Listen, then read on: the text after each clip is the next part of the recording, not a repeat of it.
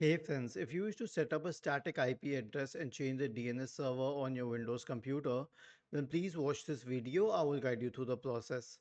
So press the Windows key and the R key together to open the run window. Type the command ncpa.cpl and hit enter. This will open the network connections window. Right click on the active network connection and select properties. Double click on Internet Protocol version 4. Select use the following IP address and then you can put the static IP address.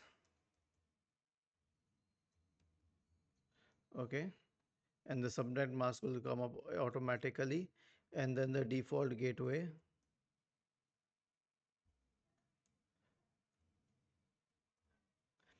And then the preferred DNS server address, whatever you want to do.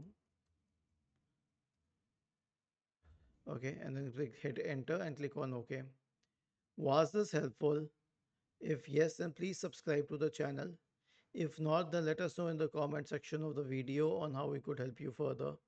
Thank you for watching this video and have a nice day.